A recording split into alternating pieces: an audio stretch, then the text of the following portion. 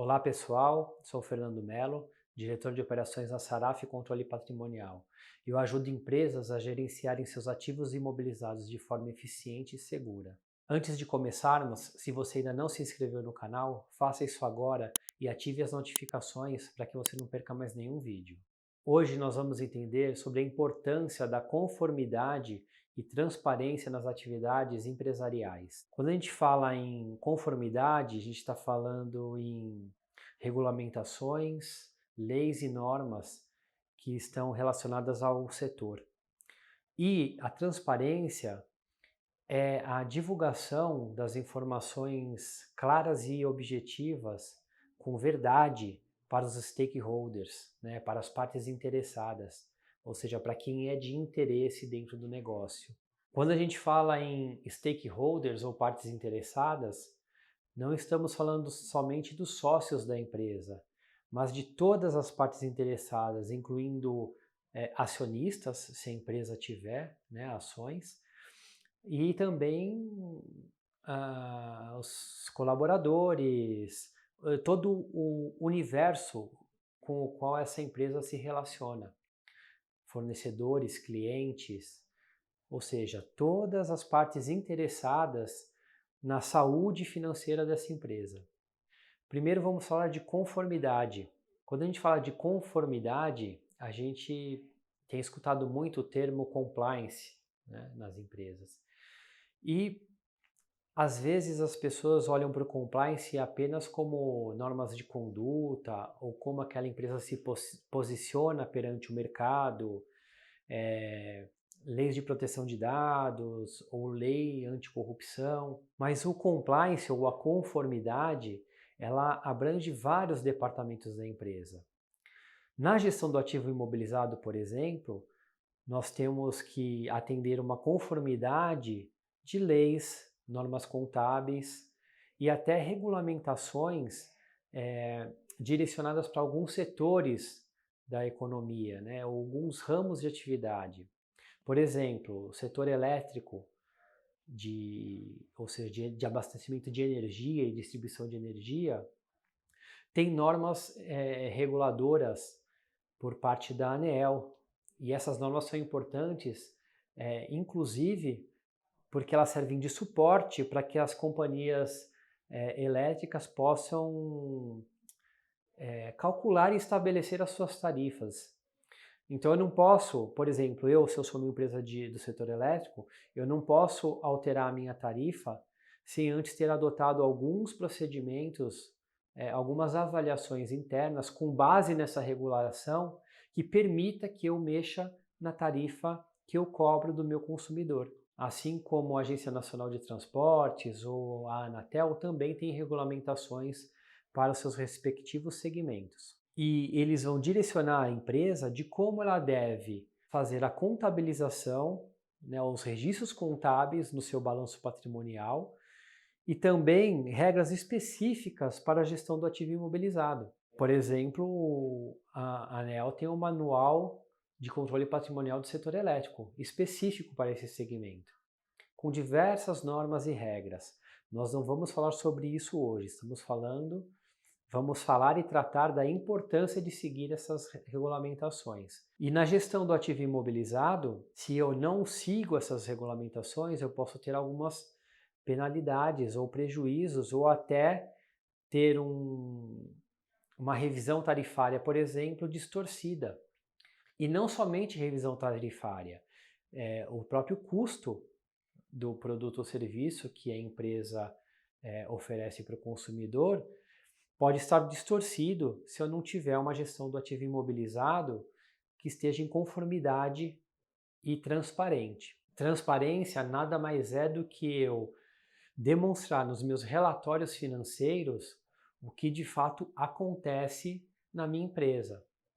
Temos aí casos recentes de grandes empresas, né, que foram auditadas, né, e, enfim, um grande escândalo em questão de demonstração financeira incorreta. A empresa vinha praticando uma política interna que mascarava alguns resultados, e isso veio à tona Então, transparência nada mais é do que transmitir nas minhas demonstrações financeiras as informações reais do que acontece no meu negócio para todas as partes interessadas. Olhando para o ativo imobilizado, a gente também tem leis e normas contábeis específicas que nos ajudam, né, que nos direcionam em como eu fazer registros precisos na minha contabilidade referente às movimentações desses ativos. Para isso, as empresas elas seguem o que está escrito no CPC 27 para o ativo imobilizado, que é uma norma contábil que fala especificamente desse tema. E lá a gente tem regras de como fazer desde o reconhecimento, passando pela mensuração, pelos gastos subsequentes, direcionando sobre revisão de vida útil ou até sobre trazer o seu ativo a valor justo em diversos cenários. Tudo isso para que a sua contabilidade fique correta e que a informação passada para as partes interessadas também esteja correta. Ou seja, não existe divergência. O que o stakeholder vai ver no seu balanço patrimonial e em outros demonstrativos está de acordo com o que está acontecendo na empresa de fato, com todas as movimentações. Conhecer essas normas contábeis, que são os CPCs, e aí para a gestão de ativos a gente tem vários relevantes, como o CPC 46 do valor justo, como o CPC 31, que fala sobre os ativos mantidos fora de operação ou que tiveram a sua operação descontinuada. Temos também o CPC 16 dos estoques, que é muito relevante para que a contabilidade seja feita corretamente. E amarrar todos esses pontos, todas essas normas, vai garantir que a empresa tenha essa conformidade, né, esteja adequada a essas normas. E adequado a essas normas, automaticamente a empresa vai estar em conformidade com a legislação. E aí a mais importante nesse cenário é a Lei 11.638 de 2007, né, que veio a ser adotada, ou seja, entrou em vigor com o objetivo de que a contabilidade brasileira se adequasse à contabilidade internacional, através do IFRS. E o CPC é justamente uma leitura do IFRS trazida para o Brasil, para que as contabilidades e as empresas brasileiras pudessem estar adequadas a essas normas internacionais. O CPC 01, que é sobre o teste de recuperabilidade dos ativos, ele é muito relevante também para o ativo imobilizado. Então, periodicamente, a empresa precisa revisar os seus ativos imobilizados e verificar e garantir que eles estão registrados na contabilidade ao valor recuperável. O que isso quer dizer? Que o valor que está na contabilidade não pode ser superior ao valor de mercado ou ao valor justo dos ativos. E o teste de recuperabilidade também está diretamente ligado à Lei 11.638, onde ele foi citado, né? Foi uma das mudanças de maior impacto nessa mudança, nessa releitura da Lei das SAs, que é essa revisão que é a 11.638. Ter esse objetivo de conformidade e transparência na gestão do ativo imobilizado vai garantir que a empresa tenha controles e evidências para atender às auditorias, por exemplo. As empresas, quando elas chegam num determinado tamanho, num determinado porte, elas começam a aplicar auditorias, tanto interna quanto contratar auditorias externas, ou seja, auditorias independentes externas para validar os demonstrativos financeiros. E o ativo imobilizado é um ponto altamente relevante, onde as auditorias sempre vão pegar e sempre vão olhar de forma detalhada para verificar se a empresa está em conformidade ou não. Toda vez que a gente atende uma empresa, né, que eu participo de um projeto numa empresa, onde o fator relevante foi uma auditoria que levantou pontos ou ressalvas na gestão do ativo imobilizado, o assunto se torna prioridade. A diretoria enxerga com a prioridade olhar para o ativo imobilizado e corrigir as informações necessárias para que ele fique condizente com a operação da empresa, para que ele demonstre no seu balanço, nos seus demonstrativos, a realidade do negócio. E a auditoria vai olhar para isso até para assinar o balanço da empresa. E isso não quer dizer que a empresa não assine, mas ela pode assinar com ressalvas. E a empresa ter ressalvas no balanço patrimonial de uma auditoria externa passa uma descredibilidade naquela empresa. As empresas que possuem processos de gestão do ativo imobilizado bem estruturados e que são monitorados rotineiramente, né, no mínimo a cada fechamento contábil, mensalmente, revisados trimestralmente e anualmente, garantem que os seus relatórios financeiros vão ter essa transparência que o mercado pede. Então, o balanço patrimonial da empresa não vai apresentar um valor de ativo imobilizado supervalorizado, que não corresponde com a estrutura do negócio. Ele vai ter números muito próximos da realidade, do real investimento de capital que foi feito naquela empresa. O que acontece muito em empresas que não têm a gestão do ativo imobilizado é que esse número ele é distorcido.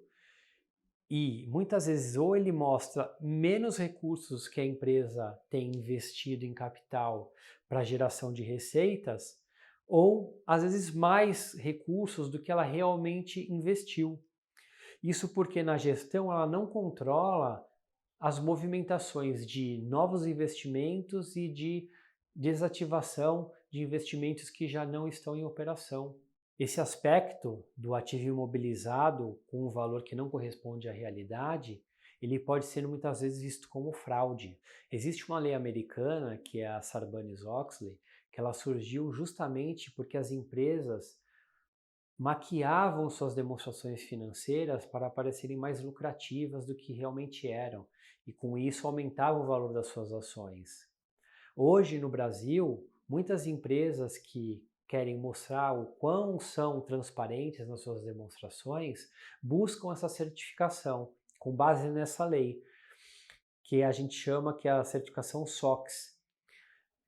Empresas de capital aberto que possuem ações na Bolsa de Nova York, elas são obrigatórias a ter essa certificação. Sem essa certificação, a empresa não consegue abrir capital na Bolsa de Nova York.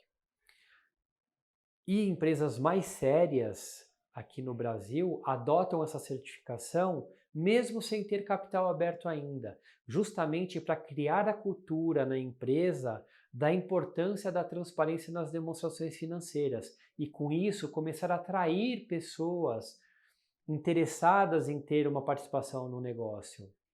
É uma preparação para uma abertura de capital. Então, mesmo empresas que não possuem capital aberto, né, às vezes a gente fala de transparência, fala de conformidade, e as empresas, acho que a gente está falando só com grandes empresas que já estão abrindo capital. Não necessariamente, isso é uma questão de governança e de cultura, e de já ter dentro da sua empresa essa visão de crescimento, de que você tem na empresa essa visão de demonstrar para o mercado a real situação financeira do seu negócio. E quando você entra com essa cultura, ou seja, essa cultura se instala na empresa, em tratar o ativo imobilizado, né, visando a conformidade e visando a transparência nas demonstrações financeiras, a empresa também começa a diminuir os riscos, a mitigar riscos com problemas fiscais e tributários, por exemplo. Uma empresa que se preocupa em fazer tudo em conformidade com a legislação e com as normas contábeis, e dentro de alguma outra regulamentação que exista de acordo com o seu setor, ela já cria naturalmente dentro da empresa uma mentalidade de que tem que se fazer o certo, que é o certo que vai levar a empresa para o sucesso. Por exemplo, a empresa que tem uma gestão do ativo imobilizado com processos bem definidos, monitorada, controlada, que contabiliza tudo conforme leis e normas, se beneficia, por exemplo, de créditos tributários. Quando a gente fala em mitigação de riscos, algumas empresas se aproveitam desses créditos tributários sem uma boa gestão do ativo imobilizado. E o que acontece é que ela fica insegura. Existe uma insegurança se os créditos tributários que estão sendo contabilizados ou estão sendo recuperados por aquela empresa de fato são devidos. Porque como eles estão relacionados ao ativo imobilizado e a empresa não tem uma cultura de gestão de ativo imobilizado, isso causa uma insegurança na alta direção e no departamento tributário da empresa. Outro risco evitado quando você tem uma boa gestão do ativo imobilizado é referente ao seguro patrimonial. Uma empresa com eficiência na gestão do ativo imobilizado também reduz os riscos na contratação de um seguro patrimonial, porque essa empresa tem mais segurança do que está registrado no ativo dela. E no momento dela negociar os valores de apólice de seguro patrimonial, ela está mais amparada para fazer avaliações mais corretas e mais precisas. Já vi acontecer em empresas que não tinham uma boa política, né, um controle apurado na gestão do ativo imobilizado, de ter um sinistro com um equipamento e a apólice que tinha de seguro não cobria os valores necessários para recuperar aquele ativo.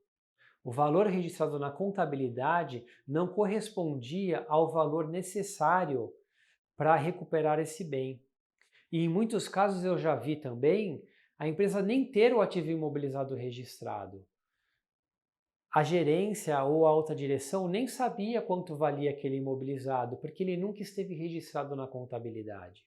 Então essa gestão do ativo imobilizado, com controles e eficiente, ela não mitiga riscos somente na parte de contabilização dos ativos ou de riscos fiscais por autuações, ou até riscos de ter uma ressalva na auditoria.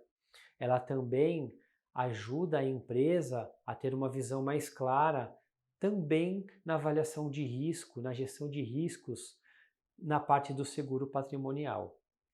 Quando a gente olha para todos esses aspectos de conformidade, né, ou compliance e transparência nos demonstrativos financeiros, a gente chega a um destino. E qual é esse destino? É que a empresa tem um negócio mais sustentável financeiramente. Porque toda essa cultura de fazer o certo, né, de contabilizar corretamente de acordo com leis e normas, de estar em conformidade com tudo isso e se preocupar em mostrar para o mercado as informações reais sobre a performance financeira desse negócio, faz com que a empresa tenha um crescimento mais sustentável. Traz para a empresa uma visão de longo prazo, traz para a empresa números mais claros para decisão, para tomada de decisão de novos investimentos, para traçar estratégias de planejamento tributário, para conseguir sim pagar menos impostos, mas dentro da lei, né?